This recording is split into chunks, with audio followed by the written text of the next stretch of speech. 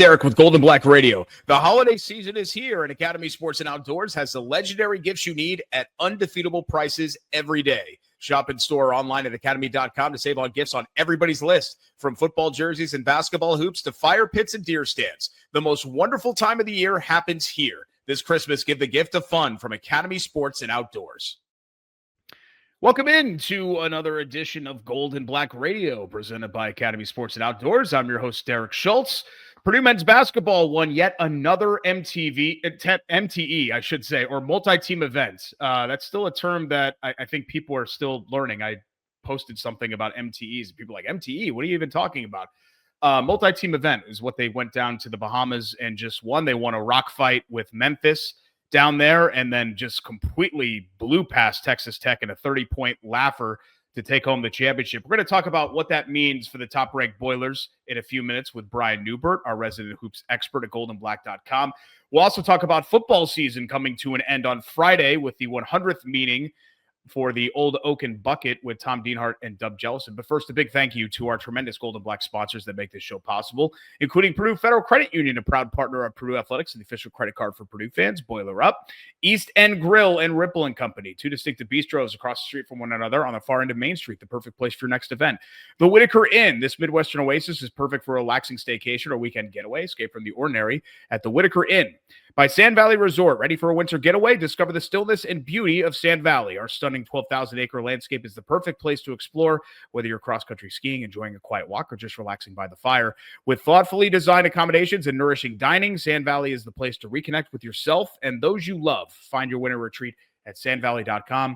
And finally, the Purdue Institute for Cancer Research. The Purdue Institute for Cancer Research has a history of innovation and one goal for the future: defeat cancer. Purdue brings together world-class Boilermaker scientists from all across the university, conducting cutting-edge research that uncovers new ways to prevent, diagnose, and treat cancer.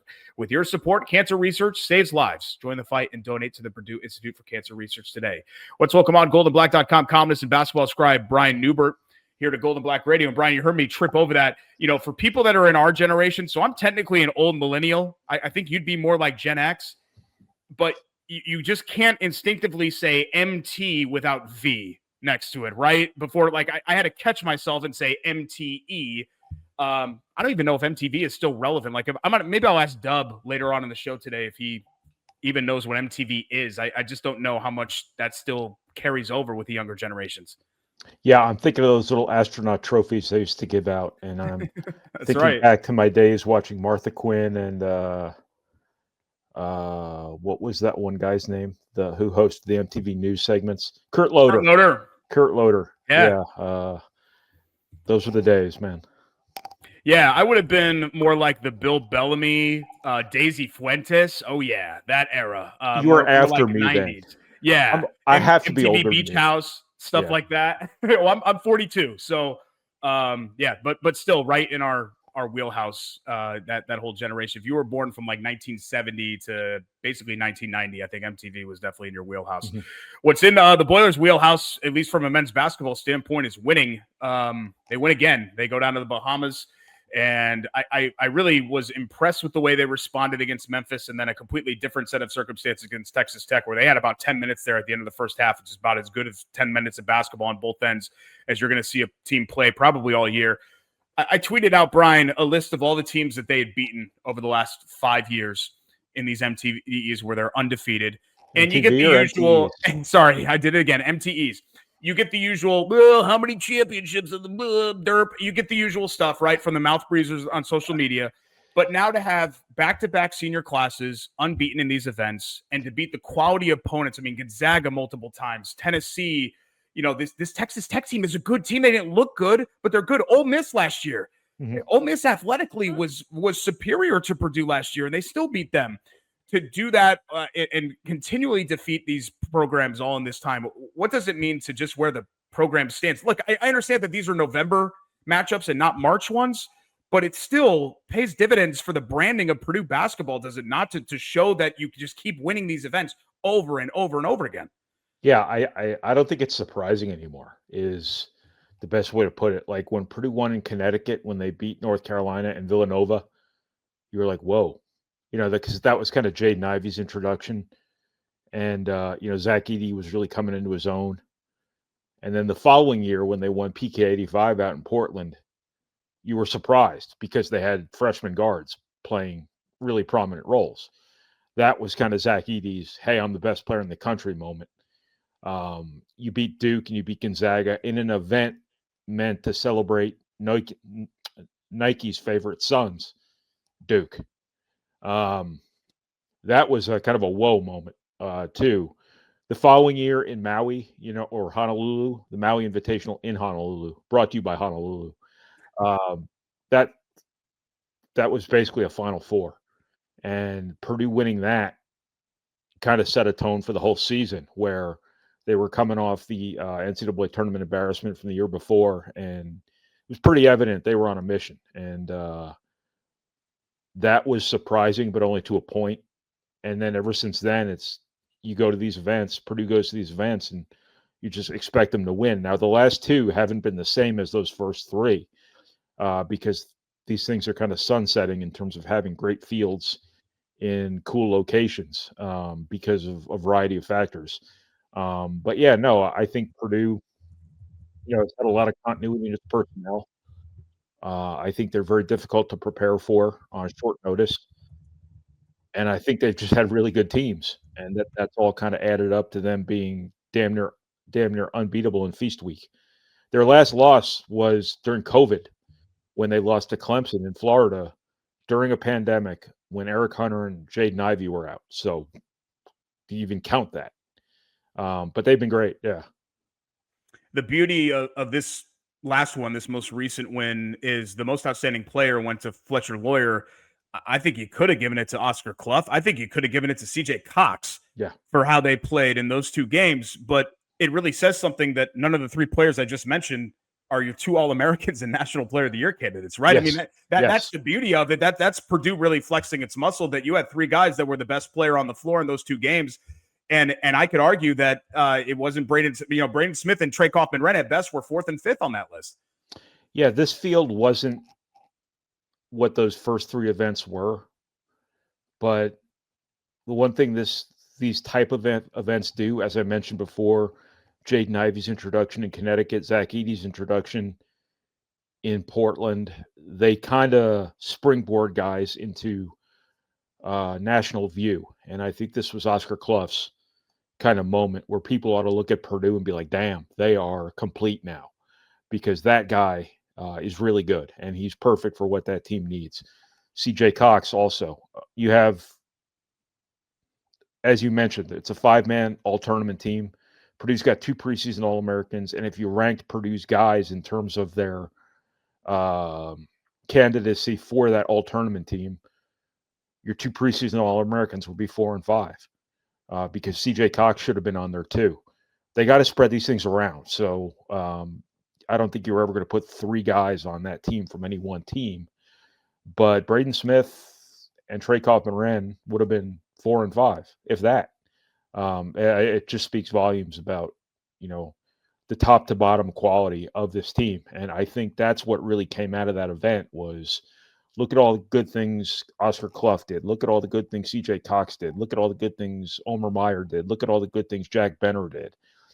I think this past week wasn't about Braden Smith and Trey Kaufman-Renn at all.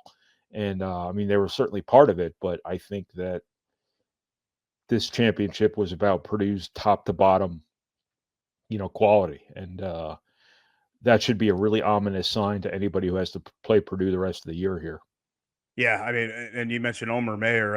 You don't have to squint to see it with him. He's going to be a real problem as things kind of continue here. But I really continue to be just super impressed with Jack Benter, Brian, as you mentioned. He just gets in there and he just goes. Like, some freshmen need to stop and think and gather themselves, and it just feels like everything is just coming very naturally to him. And I don't mean like, oh, he's out there and he's fearless, like, because we've seen super confident young guys be fearless to the point that they're reckless. Mm-hmm. To me, it feels like Benter is always in the flow. He always makes the right decisions. And I understand that there's going to be a learning curve. There are for all freshmen. There are going to be bad games here. But so far, does that align with what you've seen from Benter in these first 6-7 games? Well, he's not making threes, and that's like the best part of what he does, arguably. But no, he's just a good basketball player. He's just a really smart, high IQ, skilled guy. He's been really physical, and I think when you move a guard to power forward nowadays, and you're playing 4 out, basically offensively, you're asking that guy to do some things that he's not naturally conditioned or wired to do, and he's holding up. I mean, Purdue isn't the best rebounding team on the planet when he's on the floor, and Purdue's got to be careful to not pair him with Daniel Jacobson too much in the front court. But he's fighting. He's being really physical. He's guarding physically. He's trying on the glass, doing a pretty good job, if you ask me. It's just he's still at the end of the day a 6'6" 6'7" wing playing the 4. So there are things he's going to have to overcome, but what he's done so far hasn't lacked fight. The offensive skill he brings to that position, is just value added for a team that doesn't really need it because they've got so many offensive weapons. He's got a little bit of I think he's got a little bit of Fletcher Lawyer in him, and that he's got that temperament where things don't move as fast for him as they do for other people because he's so good cognitively. Your classic coach's kid, your classic Indiana. I grew up around basketball. I know how to pass. I know how to dribble. I know how to shoot.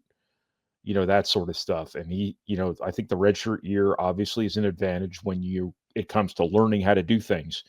The whole summer having to play the 4, learning that position, whatever nuance comes with it, really set him up, to start well, even though he's a young player with no experience. And you haven't even seen him make threes yet. And that, as I said before, that was the thing that last year his numbers shooting in practice were better than anyone on the team. And Purdue has Fletcher Lawyer and Braden Smith. So that tells you what the field looks like there. So no, I think he's exceeded expectations in that new role for a new player. And it's just part of that suffocating top to bottom quality Purdue has going here. Part of the advantage of these tournaments, and I think Matt Painter has even come out and said this, is that you get to see teams that are different from what you see in January, February, and March. And I thought the Memphis game was a terrific learning experience, as difficult of a watch as it was, because it was very frustrating, but not just for dealing with athleticism and length, which Memphis has, but with inconsistent officiating. Like, in a way, I know that, Fletcher Lawyer had said that it was officiated like an AAU game, but in a way, I felt like how it went from nothing was a foul to everything was a foul to nothing was a foul. You know what I mean? It kind of reminded me of a Big Ten game. I mean, you see that happen a lot in league play. One of the best things about Zach Edey was that the officiating, he kind of seemed to internalize that a lot of the time and even take it out on the opponent and not really let it get to him and take it in stride. I mean, yes, he complained when things were egregious and things like that. All players do. But how does Trey Kaufman-Renn kind of better channel that frustration and not let it get into his head like we saw in that tournament? Yeah, it's a good question. I'm not a psychologist. I do know that this is the most thoughtful, deep thinking player I think I've ever covered, but he is also a vicious competitor, and he's got to find a balance between those two things, keep his head in those moments, because, Memphis turned that into a street fight. And what do you think Rutgers is going to try to do? What do you think Northwest? This is how Purdue loses to Northwestern. Is they ugly up the game. They make the refs call everything. They hold, they punch, they kick, they, put the game on the refs, and the refs aren't going to call everything. And, Purdue's only going to complain about the officiating to a point. But Purdue has to play through some stuff this year because they're going to play teams who have no business being on the court with Purdue in terms of quality. Rutgers does not have a high major basketball team this year. They are going to try to do this very blueprint if they're listening to their coach, which last year's team did not. They're going to try to make this ugly. They're going to try to play the game in an octagon, not a basketball court. And Purdue has to be mentally strong enough to play through that. And, to see Trey Kaufman-Renn losing his mind the way he did against Memphis when he dealt with a lot of this stuff last year, because he got an awful whistle last year. Awful. He should have, now he's got to make the free throws for this to be relevant, but he should have shot a lot more free throws than he did. The foul trouble he dealt with last year, a lot of the time was pretty flimsy. He came into this week having only shot 4 free throws in 2 games. I think this is the most physical around the basket scorer, probably in the Big Ten. But now a lot of his stuff is coming in those short rolls away from the basket. So it's not like he's Zach Edey where he's getting the ball right at the rim and getting pounded on. Nevertheless, I think that, Purdue needs him to get a good whistle this year. When he doesn't, Purdue needs him to, handle it. You go back to the loss at Penn State last year. They did that to him. They beat the hell out of him. He didn't get a great whistle, and it threw him off his game. And I think the Memphis game was kind of the same way. Purdue needs him to be better. I think he knows that. He's smart enough to know that. This is a guy who's put a ton of time and a ton of energy and a ton of self-reflection and a ton of thought into his mental preparation, his mental conditioning. And he needs to fall back on that when some of these games, turn into Roadhouse. You can follow Brian at Brian Neubert on X and get his thoughts, writings, analysis, and my personal favorite, the video postcards have become my favorite from a Marriott Courtyard near you by becoming a goldenblack.com subscriber. Happy Thanksgiving, Brian, and thanks for the insights. We will talk to you again later this week for the Bucket game. No love for the Roadhouse reference, huh? That one is a little bit before me. Come on. Slightly. It's timeless. Slightly. Any kid who didn't get caught up by watching Roadhouse, you have missed a cultural phenomenon. I was too busy nerding out on like dazzling dunks and basketball bloopers and stuff like that. No. I need to pop in Roadhouse for the first time in many years. You need to see Roadhouse. Maybe Thanksgiving night. We'll gather up the family after the tryptophan and all of that, and we'll. I don't know about the kids. Do a nice. You probably don't want the kids there. We just had James watch Major League, and he's 8. So we should probably pump the brakes a little bit on the movie watching. But appreciate you, man. Curve. Have fun with the family. All right, Derek. Thanks, man. That's Brian Neubert, goldenblack.com columnist, basketball knower. And we'll talk Old Oaken Bucket and Boilermaker football with Tom Dienhart and Dub Jellison next after this word from BetMGM. As you all know by now, Golden Black Radio has also teamed up with BetMGM this season. We'll be using BetMGM lines to make all our picks, and we'll have special offers for our listeners each week. When you join BetMGM, you get access to a variety of parlay selection features like same-game parlays, live betting options, and more. If you haven't signed up for BetMGM yet, use bonus code ON3, and you'll get up to a $1,500 first bet. Offer on your first wager with BetMGM. Here's how it works. Download the BetMGM app and sign up using bonus code ON3. Deposit at least $10 and place your first wager on any game. You will receive up to $1,500 in bonus bets if your bet loses. Just make sure you use bonus code ON3 when you sign up. Make this college football season one for the history books. Make it legendary. See BetMGM.com for terms. 21 and over only. U.S. promotional offers not available in New York, Nevada, Ontario, or Puerto Rico. Gambling problem? Call 1-800-GAMBLER. First bet offer for new customers only, subject to eligibility requirements. Rewards are non-withdrawable bonus bets that can expire in 7 days. In partnership with Kansas Crossing Casino and Hotel. Don't forget, if you haven't signed up for BetMGM yet, use bonus code ON3 and get your $1,500 first bet offer today. Let's welcome on our goldenblack.com football team in Tom Dienhart and Dub Jellison for a final time on this Tuesday show for a final game. And Tom, I know probably there are plenty of Purdue fans that are happy that this is the final game, but let's start with something positive here. It is kind of cool. This is the 100th edition of the Old Oaken Bucket game. Obviously, the rivalry dates back before the trophy, which was introduced, I think, sometime in the 1920s. But when you talk about longstanding rivalries, I think people in Indiana get it and know how long this game is going on. I do think that there are some national folks that are shocked that this game has technically been going on just as long as, like, Michigan, Ohio State, or some of these other cherished rivalries in the sport. Yeah, just Derek, I think the nature of this being a basketball state, I think that mutes a lot of what's going on the football field over the years for both these programs. So I think that's why maybe the football rivalry, the Old Oaken Bucket in particular, is maybe not as quite well known as some of the other rivalry trophies that are out there. But, man, what a great weekend for rivalries, this college football. Always one of my favorite. Just all the great trophies out there in the Old Oaken Bucket certainly ranks up there with all of them, guys. And Purdue's going to try to get it back. It's going to be tough. Just think about never before have we seen this type of a contrast between these programs. So I know Purdue's got a big challenge on its hands, sadly. So we'll see if they can add to the Old Oaken Bucket lore by pulling off a shocking upset. Yeah, we've seen some times in this rivalry where it's gotten one-sided, but every time it's been one-sided, at least from a blowout standpoint, it's been on Purdue's side before last year. And obviously what happened in Bloomington with that 66-0 defeat. Dub, there's really not a lot to say or a lot to point to, I guess I should say, that indicates that Purdue can win this game, much less compete in it. But they are at home. This is the final impression that they'll leave on the 2025 season. Does that at least give you some hope that maybe they can make this a 4-quarter game against the number 2 team in the country? Yeah, I feel like if you can't get up for this game, there's got to be questions about your want to and your desire to be out there. I think this, for a lot of guys, is going to be their last time out on Ross-Ade, out at Ross-Ade Stadium. Excuse me. Like Manny Powell and Michael Jackson, who we talked to today. So this isn't like the NFL where you can tank and get a good draft pick. Like, these guys still have pride to play for, and you would think that they're going to come out and be inspired and want to upset the number 2 team in the country.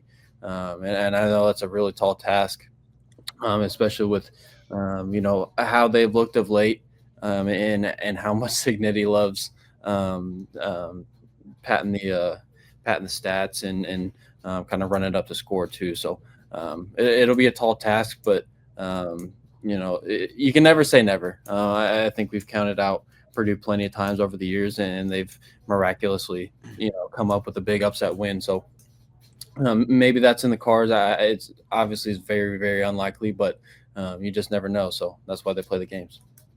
Tom, are you a carry momentum into the offseason believer? I know that that's something that coaches like to say. And let's just table the fact that Purdue wins this game. Let's just assume that they lose and they're a huge underdog. Is there an effort that they could put together here that would be meaningful to carry forward in this new era of college football where these rosters have so much change? I don't know. Yeah, Derek, I think you hit the nail on the head with the roster churn that we see now. I'm not so sure how much momentum you could really carry into the offseason. To energize you for 6 or 7 months. You certainly want to end with a win, obviously, but to expect any real, I guess, momentum boost as you're going through weightlifting and recruiting and portal shopping, I think maybe a little folly and just sort of an easy storyline to write, correct? So, it's like I said, the Boilermakers have plenty on their plate here, and they certainly would like to end this losing streak, guys. I was starting to write something for today, and just a stark contrast. I mean, for Indiana, what they've done the last 2 years, guys, 22-2 overall, 16-1 in the Big Ten. And then you flash the spotlight on Tippecanoe County, Purdue, and it's 3-20 overall and 0-17 in the Big Ten. I mean, again, Purdue's dominated this series forever, but man, Indiana's certainly making up for lost time in a very condensed period here, guys. Can it get worse than 66-0 that we saw last year?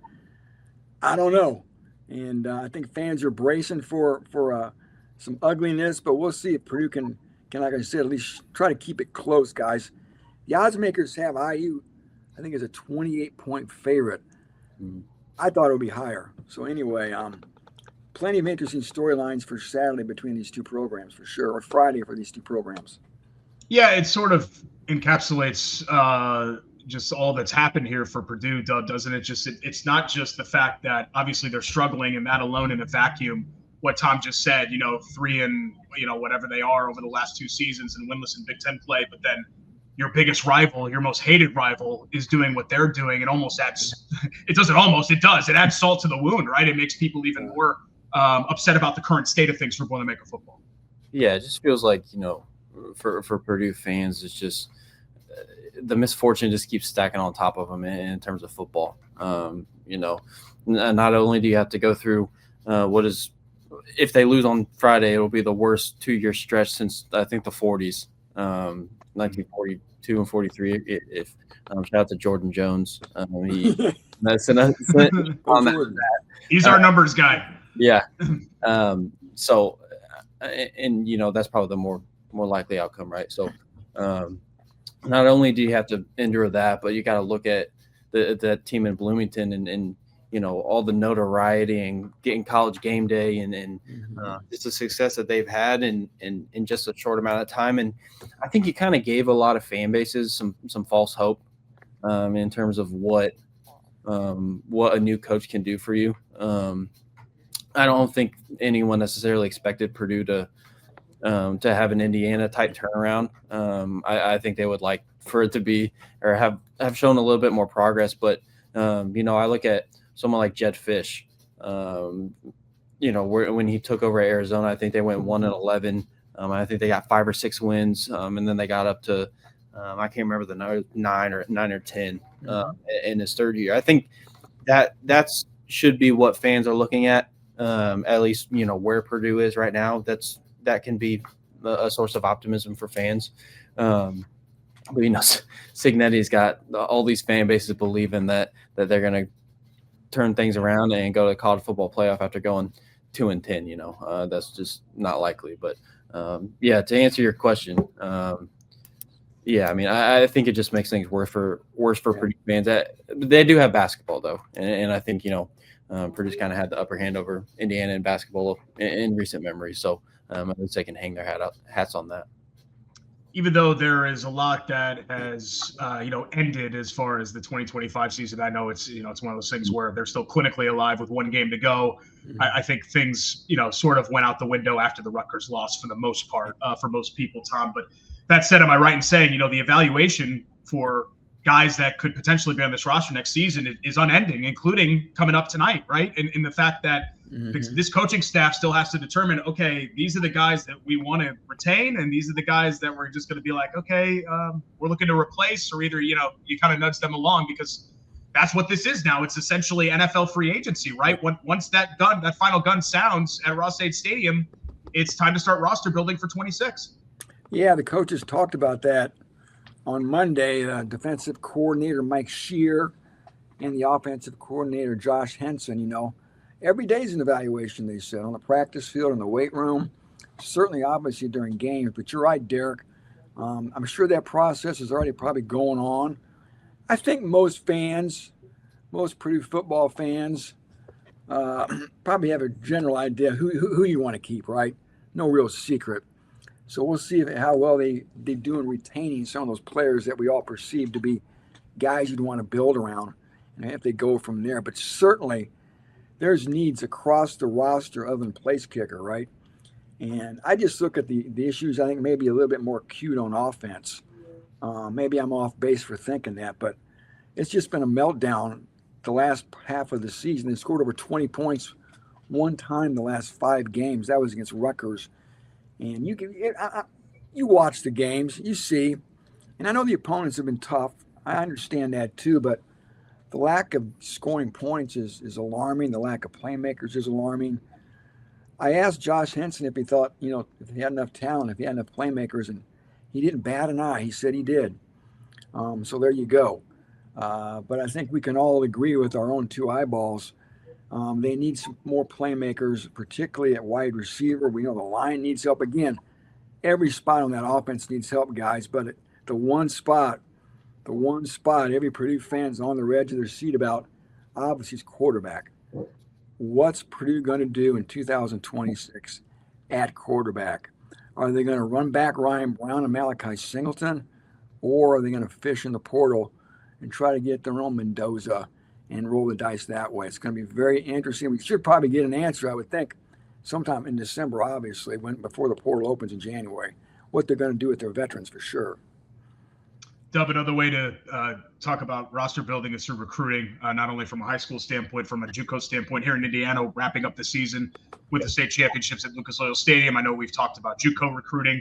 Where do things stand here as we head into the final game of the 2025 season as it pertains to this 2026 recruiting class? Yeah, I think the most pressing thing, and the thing that we've kind of written about most at goldenblack.com is the JUCO defensive backs that Purdue's been circling in recent weeks. They got 3 of them on campus this weekend. Dax Knowles, safety from Iowa Western. He's a guy that I think could fit really well into Purdue's scheme and kind of serve as a veteran guy for some of the younger guys. Just having that couple years of experience.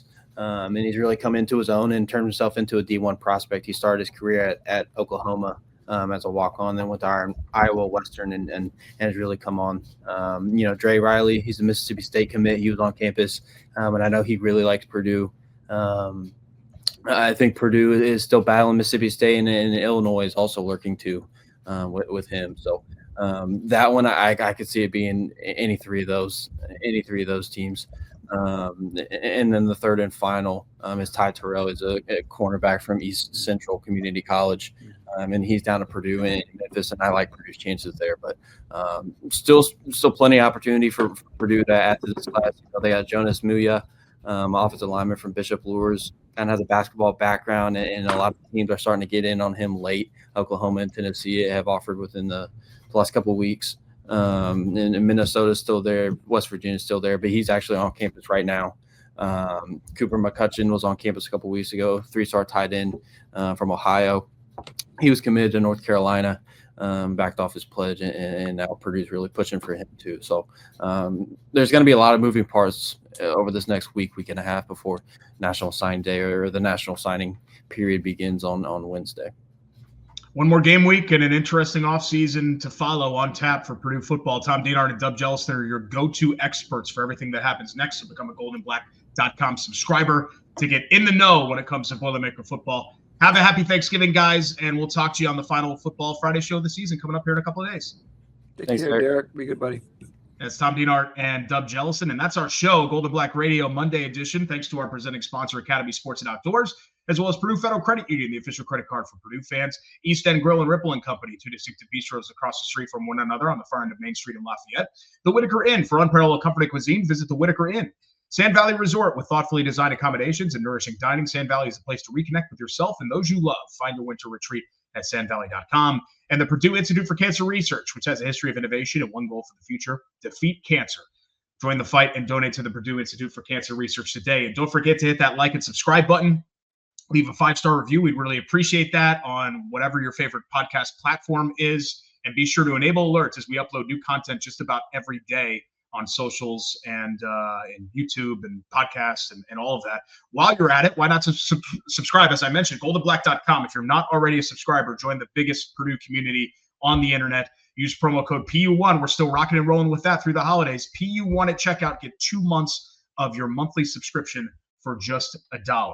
Friday night game under the lights once again for the second year in a row between Indiana and Purdue as they renew the Old Oaken Bucket rivalry. We'll have your game preview and talk plenty more basketball as well coming up on the Friday show. Looking forward to that a day after Thanksgiving, and we would love to see you as you're still recovering from the, tryptophan and mashed potatoes, green bean casserole, and all the fixins from hopefully happy, fun, safe, and prosperous Thanksgiving time with family and friends and those who you love. But we'll see you next time with the Golden Black folks that we love right here on GBR coming up on Friday.